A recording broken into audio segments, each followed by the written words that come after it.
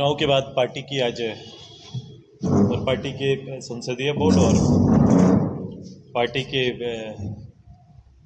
जो चुनाव के प्रत्याशी के साथ संयुक्त समीक्षा बैठक हुई है और चुनाव के परिणाम जो सामने आए हैं उसके लिए सबसे पहले इंडिया गठबंधन को इस राज्य की जनता ने बहुमत दिया है, उनको बधाई देते हैं। इस उम्मीद के साथ कि उनके किए हुए वायदों को एक समय सीमा के अंदर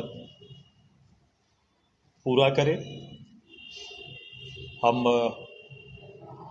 पार्टी के अंदर जो सफलता हमारे इस पूरे अपने एनडीए गठबंधन में जिस उम्मीद के साथ चुनाव में आया गया, जिस उम्मीद के साथ चुनाव में हम लोग आगे बढ़े, उसमें पूर्णतः सफलता नहीं मिलने के लिए हमने काफ़ी समीक्षाएं की हैं। पार्टी के अंदर भी, पार्टी के विधानसभा स्तर में भी अभी काफ़ी चर्चाएं हुई। हमने 10 विधानसभा सीटों में से 1 विधानसभा पर विजयी, 7 पर दूसरा और 2 पर तीसरे स्थान पर पार्टी रही। चूँकि एक सीमित 10 सीटों पर चुनाव लड़ने के कारण हम वोट के प्रतिशत को उस अनुकूल हम लोग अभी उसको मूल्यांकन नहीं किए, लेकिन मैं ये समझता हूँ कि जो हम अपने वोटर्स को और अपने इस चुनाव के जो मुद्दों के चयन में कहीं ना कहीं हम सभी लोगों ने समीक्षा में पाया कि उसमें कहीं ना कहीं चूक हुई।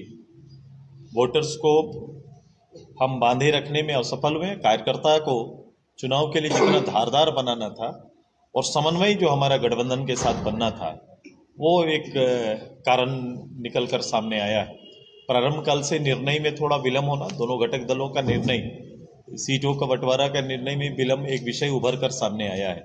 इन विषयों पर आज इनकी राय ली गई है, जिस कारण से सामने वाला जो सरकार और सरकार की ऐसी कुछ घोषणाएं जो केवल इलेक्शन को देखते हुए घोषणाएं सरकार के द्वारा किया गया, वो भी प्रभावी हुआ है। कहीं कहीं पर सरकारी महकमों का भी भूमिका पर प्रश्न चिन्ह है। तो कई चीज़ें हैं अभी जिस पर पार्टी मूल्यांकन कर रही है, उनके पृष्ठभूमि को भी निखारने और देखने का काम हम लोग कर रहे हैं और उम्मीद करते हैं कि जो सरकार आई है, जिन्हें जनमत मिला है, वो जनमत उनके किए हुए वायदों का है, उनके निर्णय का है। उस जनमत को जनता के हित में जल्द से जल्द वो सरकार लाए, ये हमारी शुभकामना रहेगी। ओवरऑल पार्टियां जनता के लिए ही लड़ती हैं, जनता के लिए ही अपने विचारों को बड़ा बनाते हैं।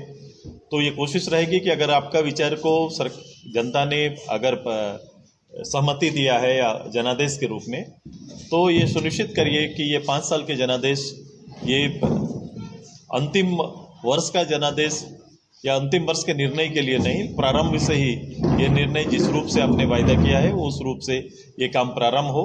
सकारात्मक चीज़ों पर सरकार को हमारा साथ रहेगा, इस राज्य के मूल विषयों पर सरकार को साथ रहेगा।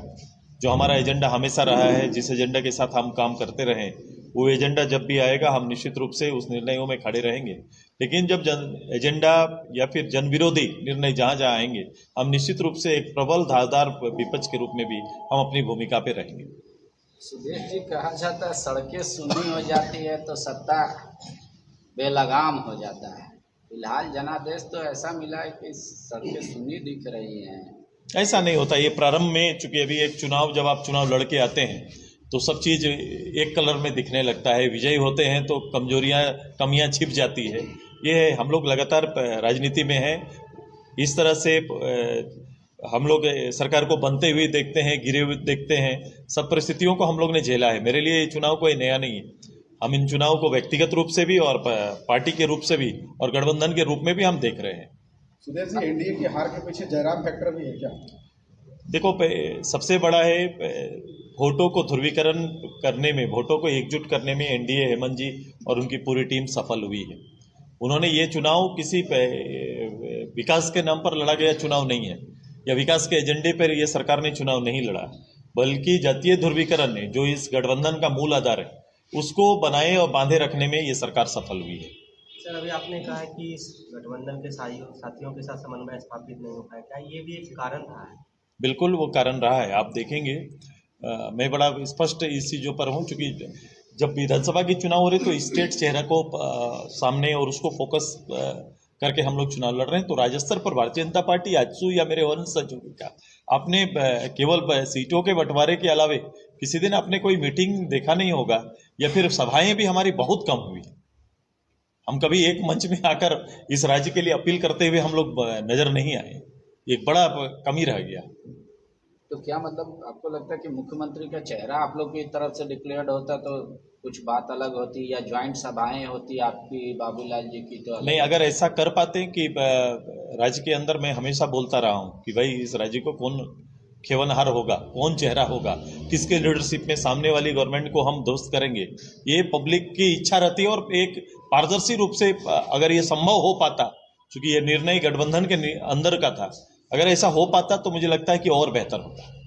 लेकिन आप कह रहे हैं कि कुछ योजनाएं चुनाव को देखकर लाई गई, जैसे मैया योजना, सरकार तो उसको और इंक्रीज कर रही है, सिलेंडर की बात कह रही है, तो वो तो आप जिसको बोलते हैं फ्री बीज, वो तो सरकार कह रही है वो श्रम है महिलाओं का जो वो परिवार के लिए करती है अपने मैं उसको मैं इनकार नहीं कर रहा हूँ।